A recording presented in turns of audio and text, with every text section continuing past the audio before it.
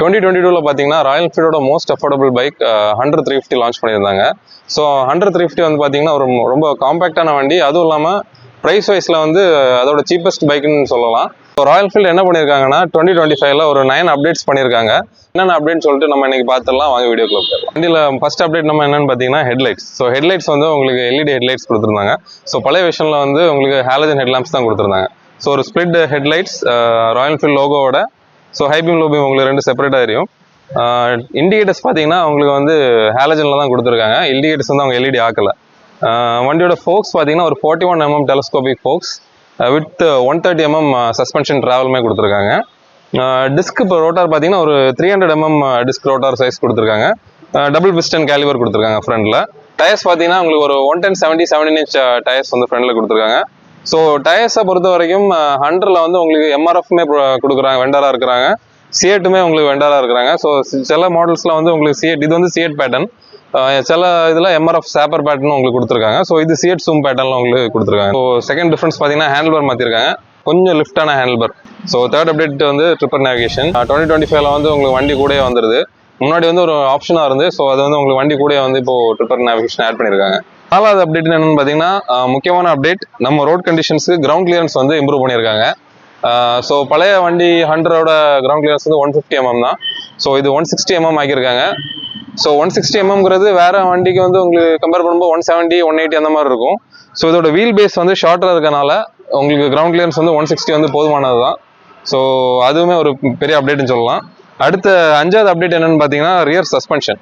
So back suspension வந்து பழைய ஹண்டரில் பார்த்தீங்கன்னா கொஞ்சம் ஹார்டாக இருக்கும்.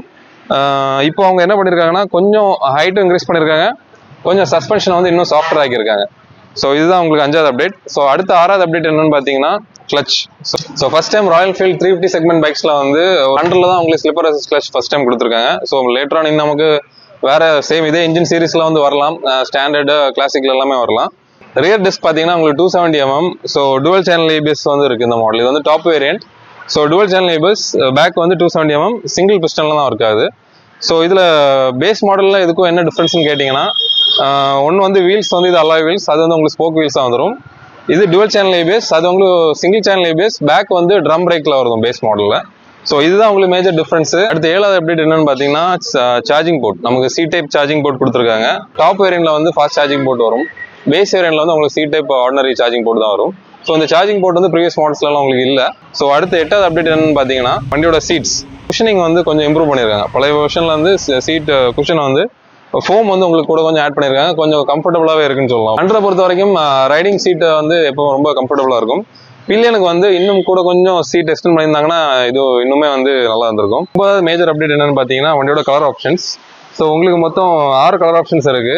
அதில் 3 வந்து புது கலர் ஆப்ஷன்ஸ். இந்த வண்டி பார்த்தீங்கன்னா லண்டன் ரெட். ஸோ இது வந்து உங்களுக்கு டாப் வேரியன்ட். இன்னும் 2 கலர் ஆப்ஷன் வந்து ஒரு டோக்கியோ பிளாக்னு ஒரு கலர்.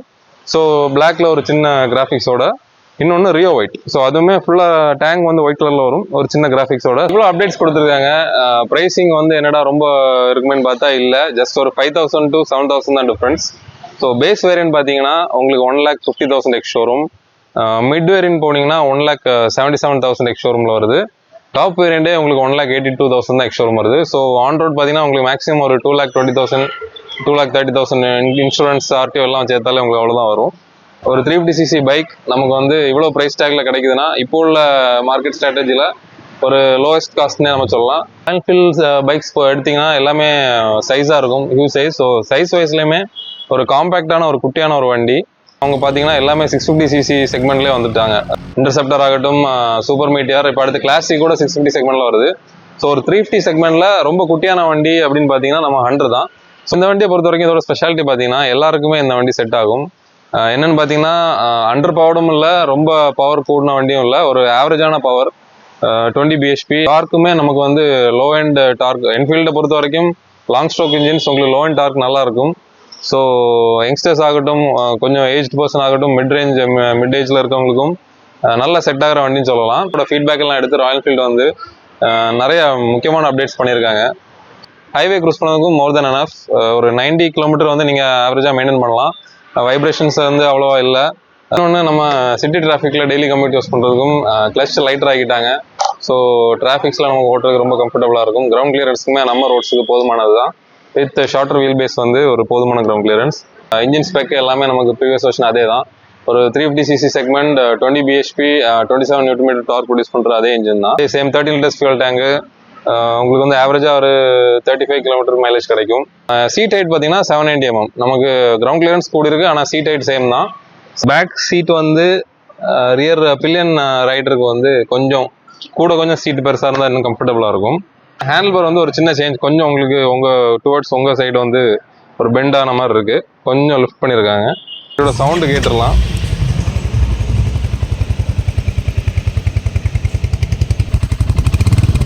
இந்த தம்பு இருக்கு.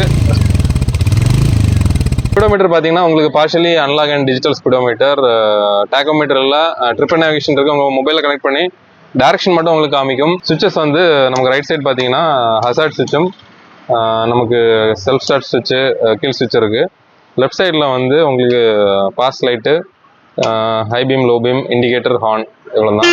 ஸோ இதில் ஐன்னு ஒரு சுவிட்ச் கொடுத்துருக்காங்க. ஸோ இதுதான் உங்களுக்கு வந்து மீட்டரில் உள்ள எல்லா இதுவுமே கிளிக் பண்ணுறது. ரைடிங் ட்ரையாங்கிள் பார்த்தீங்கன்னா உங்களுக்கு வந்து நல்லா கம்ஃபர்டபுளாக, ரொம்ப லீன் பண்ண வேண்டாம், ஜஸ்ட் நீங்கள் ரிலாக்ஸாக ஓட்டுற மாதிரி தான் ஒரு ரைடிங் பொசிஷன். ஃபுட் ரெஸ்ட் வந்து ஸ்ட்ரெயிட் டுவர்ட்ஸ் தி ஷோல்டர் தான் உங்களுக்கு கீழே இருக்குது. ஃபார்வர்டு ஃபுட் ரெஸ்ட்டில் வண்டியோட ரியர் டயர் பார்த்தீங்கன்னா உங்களுக்கு 140/70 7" ரியர் டயர் கொடுத்துருக்காங்க. வித் 270 mm ரியர் ரோட்டார் கொடுத்துருக்காங்க.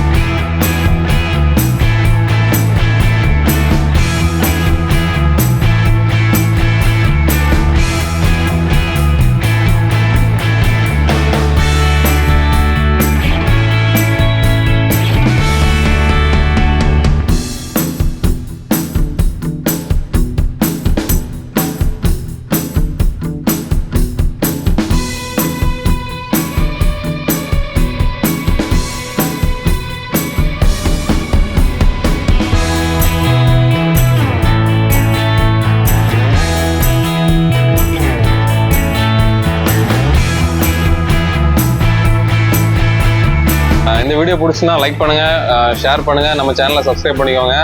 அடுத்த வீடியோவில் பார்க்கலாம். until then stay tuned, bye bye.